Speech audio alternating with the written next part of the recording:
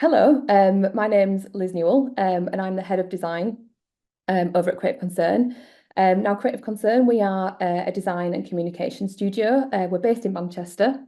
We're super excited to have Design for Planet on our home turf this year. It's great to see headline events like this up north, especially one, with such an important focus. I mean, for us as an agency, we just had to get ourselves on the lineup because, Design for Good really is at the heart of everything that we do. We've been working with organisations to communicate their sustainable aims and ambitions since we were set up back in 2002 now. And I've been there for a fair old chunk of that time too. And I think what's really interesting is how in that time, we've seen sustainability move from the margins to the mainstream. I think that's pretty exciting because that's exactly where it should be. And more to the point, it's exactly where it needs to be. So that's the agency. And for me personally, my journey into design, and more specifically design with purpose, actually began at university. Now I studied graphic design or design and art direction, as it was known back then, at Manchester School of Art. And that's where the live version of this event is actually being hosted. So speaking at this event, it feels kind of like a full circle moment for me. It's really nice. It was my time there where I began to realise that design had a role beyond just pretty pictures. I've got really fond memories of creating all kinds of like bonkers things. My final project was like this mad mashup magazine, which was basically like me taking pictures of my mates in like these newspaper costumes that I'd created. Alongside some really badly typeset stuff, like saying things like consumerism is a treatable disease. It definitely wouldn't be winning any D&AD New Blood Awards. But the important thing for me was that my path had been set. I knew that I wanted to use my creativity for good. Um, when prepping for this talk, I had a few conversations with the lovely folk over at the Design Council. And they were asking me, what projects I've been most proud of. Well, this year, and I'm going back to kind of this full circle moment thing again. I was asked as an alumni to create the identity for the School of Art graduate show, the Manchester School of Art. And it's still up there in the buildings now. So, if you're there in person, please go take a look. This is the entrance to the School of Art. It's had a name change actually, weirdly, since that picture was taken. It's now called the Lowry Building. But yeah, the creative was titled Meet the Future, and it was all about like capturing that sense of possibility, and harnessing that the positivity of that possibility to make a better future. And it probably sounds like quite a bold claim, designers changing the world and making a better future. And it probably is to a certain extent because we definitely can't be doing it alone. But as a design graduate of almost 20 years now, I can say, with lived confidence, because I'm not quite jaded yet, that as creatives, as designers, we can make a difference. It just requires us to sort of dig a little bit deeper, from my point of view, nice typesetting and decent layout isn't going to do the job alone. If you want to influence and inspire people to make kind of better, more sustainable choices, we also need to understand their motivations. We need to recognize opportunities and remove barriers. So that brings me to the topic of this session, basically how design can be used to shape good green behaviour. So I'm going to be approaching this through the lens of my agency's expertise in communication design. I'm going to kick it off with a quote from David Attenborough. So saving our planet is a communications issue. We know what to do, we just need the will to do it. And his point here is pretty critical. It's not that we're facing an information deficit problem. People often know what the very best of course, what the very best course of action might be, but they still do what they've always done. And that's because we are creatures of habit. What people do every day is habitual, and so changing those habits and those behaviours, it's a bigger challenge than you might think. And I think in addition to that, when it comes to building sustainable habits, there are some more challenges that are sort of unique to this particular kind of green behaviour change conundrum.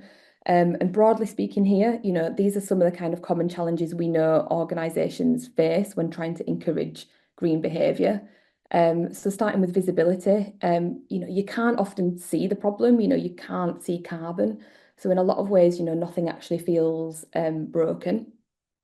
Secondly, jargon, too much jargon. The language that's used around sustainability is pretty bamboozling.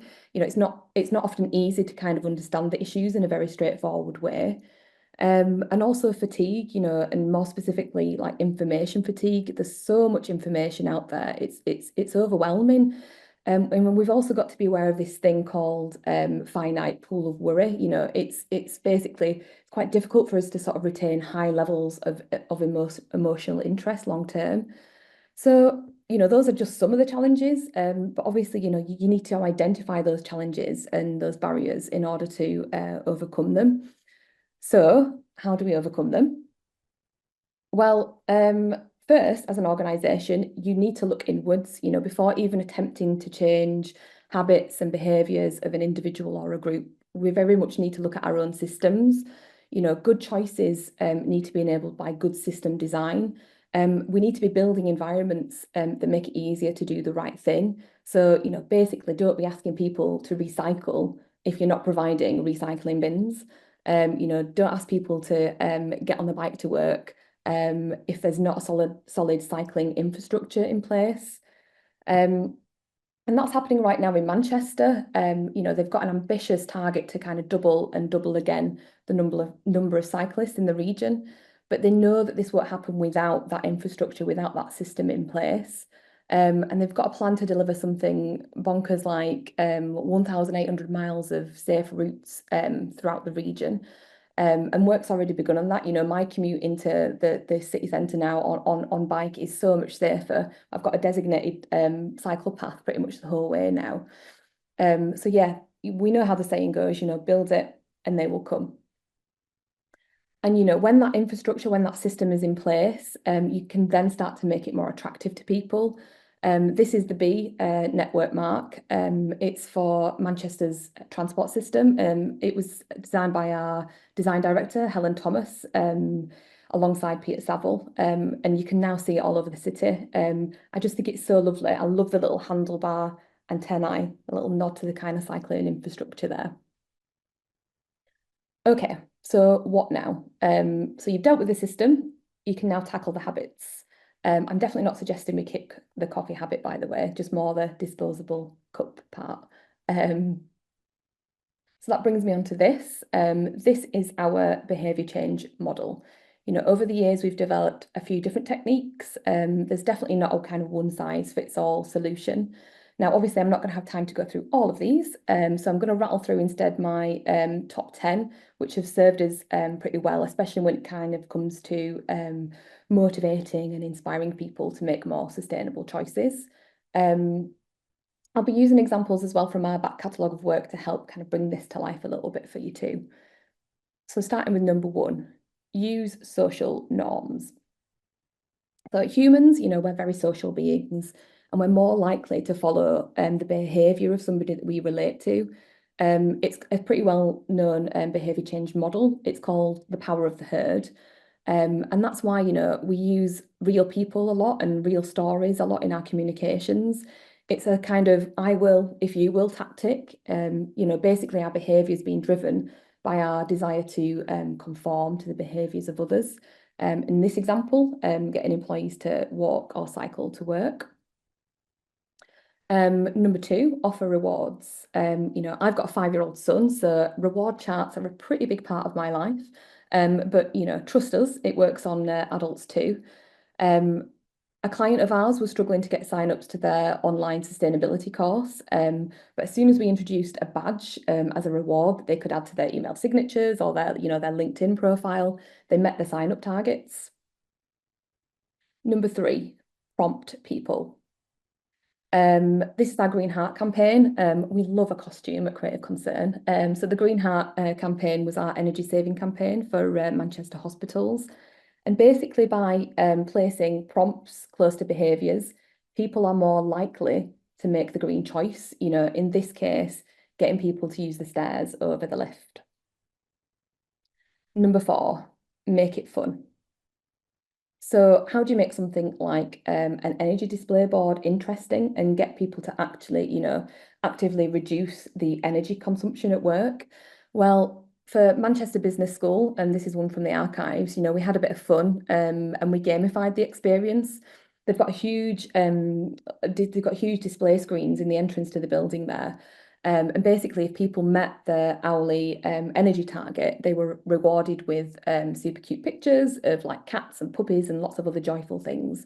And if they didn't, then it was like spiders and stinky feet. Obviously, I've opted for the kitten image to illustrate this point. Number 5, make difficult easier. So really, it's really important to keep it simple. We're in an information overload space when it comes to sustainability, which is why we partnered with the comic duo War and Peas when we needed to get some cut through. They basically managed to take like 10 years of climate data, loads of scientific information, and basically distill it into 4 panels. It went viral, it sparked so many conversations and it reached a whole new raft of audiences. Because the message was super simple, it was easy to understand and it was funny. And obviously it had a swear word in it, which often helps too. Number 6, avoid telling people what to do. This is just super simple. People do not respond well to instructions. Instead, let's look to support people. So, as an organisation, we should be looking to support people and support the individual to take actions in a way that can actually benefit them too. It can't all be about saving money for the organisation by cutting energy bills. So programs like Stellify at the University of Manchester do just that. They basically give students the opportunity to participate in what they call ethical grand challenges. So they're programs around like sustainability and social justice. It gives students a chance to take action on causes that they really care about. But it also prepares them for life after study. It makes them a more attractive potential employee. So it benefits them rather than the organisation. Number 8, be positive. So I think this is a really important one. We can't afford to lose optimism, because without that, we're sort of trapped in a what's the point, place of inaction. And I think, the key is informed optimism as well. This is the campaign we created for the Eden Project. It's always working with a group of really inspiring young people who were all in a very kind of sustainable campaigning place, working in areas like sustainable fashion, marine biology. And we basically got them to share their dreams for the future, tell us about how they stay positive about the climate. And this basically started a bit of a climate positive online movement. The idea being then that this would motivate and show younger audiences that they also had agency to make change. Number 9, collaborate. So good things really do happen when you collaborate. I'd say, definitely actively seek out networks and collaborative opportunities. It's a great way to really learn at speed. We're part of a European network called Do Not Smile, DNS. The name Do Not Smile actually came about because it sort of ridicules the idea that sustainability needs to be dull or worthy or boring. And I think one of the most important things for us about this network is that we have instant access to international perspectives, but also the specialisms that we have, they're instantly multiplied. Collectively, we've got like almost 100 creative members of staff, each of whom bring their individual ideas and skills and experience to the table. Which in turn gives us bigger opportunities. We can work on delivering international projects together. So this C40 Cities Toolkit is just one example of that. It was basically designed to make it easy for decision makers and city leaders to communicate their climate action plans in a way that actually inspires. Now this is a shameless plug for our podcast, Good Geist. It's hosted by our founder, Steve Connor, with one of our Turkish partners. The topic is always about sustainability, but we talk to artists, activists, scientists, politicians, business leaders. And that brings me to my other point, really. There's no point designers just talking to designers. That's not how real change is going to happen. Instead we need to kind of collaborate across disciplines. And I think that's the really exciting thing about events like Design for Planet. You're connecting designers with city planners and manufacturers and the tech industry. And that's where the good stuff is really going to start to happen. And lastly, act first, talk second. So this last point is a bit of a biggie. As an organization, you really do need to lead by example. Sustainability has to be a part of your agenda. It can no longer be an add-on. It has to be integral to everything that you do. People are they're sort of naturally skeptical now of green values. So any opinions that aren't backed up by practice just lose meaning. You've really got to kind of walk the walk before you talk the talk. I'd also say, it's a really key workforce strategy. Putting sustainability at the core of what you do gives you a competitive advantage, both in engaging current employees and attracting future talent. So easy, right? Yeah, get out there, go. So that's it. That's me. So you remember, change behaviour, change the world, or rather, change your organisation's behaviour first, then change the world. Thank you. Thanks for listening.